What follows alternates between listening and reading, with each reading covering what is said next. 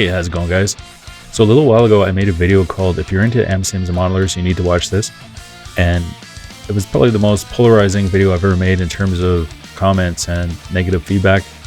It was probably one of the most liked videos, but also one of the most disliked videos I've ever done.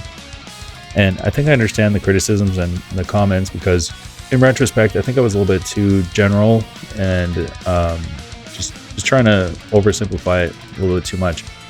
But I was just trying to explain it to the layman and the general audience without getting too nerdy and weedy. So in this video, I'm going to try and iron it out and any of the details and just try and cover all bases, and hopefully I'm better understood in this video.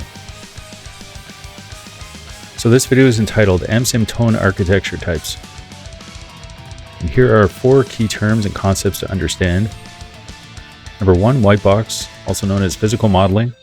Number 2, gray box. Number 3, black box. Number 4, functional DSP, also known as nonlinear wave shaping.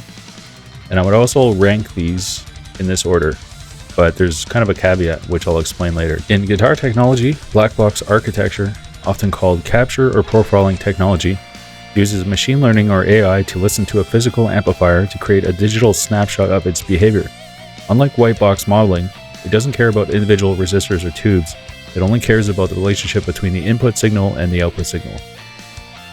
Here's a graphic or meme to explain that in a nutshell.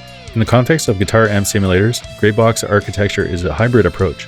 It combines white box modeling, math-based circuit simulation for parts of the signal chain, with black box modeling, data-driven snapshots or AI captures for other parts. Here's a graphic or meme. A pure white box amp sim would require full schematic of the amp, known component values, circuit level modeling of every stage, tubes, transformers, tone stack, power supply, feedback loops, physics-based equations, spice-like or wave digital filters, no training, capturing, profiling, or machine learning fitting. Here's white box in a nutshell. We modeled the actual amp circuit, not just the sound. So for the past week or so, I emailed about a dozen different amp sim manufacturers, and I asked them the exact same question about tone architecture type, if they're white box, gray box, or black box, and if they wanted to add their own kind of details. And frankly, the only company to respond was Fractal, and they replied very quickly and they gave me a follow-up message. So props to Fractal for caring about such a type of question. It's not sales or technical support, so good on them. So this is the reply I got from Fractal. We designed and build the Axe-Fx hardware specifically to run on our own firmware software. For that firmware, amp models are created by studying, meticulously measuring, and digitally simulating the analog systems and components of the original tube amplifier. So with just that information alone, it should tell you that Fractal is extremely scientific and meticulous about the process in how they create their amp sims. They're doing it at a component level, electrical engineering component level circuitry simulation. Whereas other amp sims, they might have some elements, some aspects of white box schematics, but the actual tone is generated from AI machine learning. So it's not actually simulating an amp sim, it's simulating a sound. It's a big difference. So this process is sometimes known as physical modeling. The resulting models not only aim to replicate the sound, but also the authentic feel, dynamic response, and interactive behavior of the controls found on the physical amplifier. Speaker cab sims use a combination of the above and also direct measurement, capture of real speaker, mic preamps. Our effects use the same physical modeling and measurement techniques as well as additional techniques. Okay, so we're going to go over a couple lists of amp sims and the category of tone architecture that would fall under in terms of white box, black box, gray box. However, there's a bit of a caveat because there's no such thing as 100% pure white box or 100% pure black box. So by default, they're going to fall under gray box for the most part, but they're going to be white box leaning or black box leaning. And there's going to be some overlap in the gray box category. So it's kind of confusing, but if you guys have more information or if you notice anything that needs correcting, just drop a comment below. So that's white box. This is the gray box category. And here's black box, just to give you an idea. And here's a bit of an infographic just to kind of summarize it or put it in a nutshell.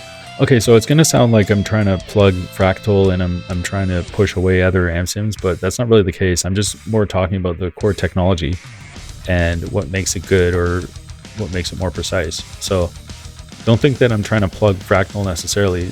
If there's another company that comes out that's better than Fractal, then I'll go with that. I don't even own a Fractal unit, so this isn't necessarily me trying to plug Fractal. I'm just talking about the actual technology itself.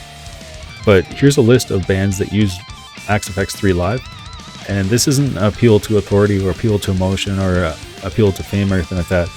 I'm just showing you bands that have unlimited budget. They're touring bands, they're mega bands, they have millions and millions of dollars.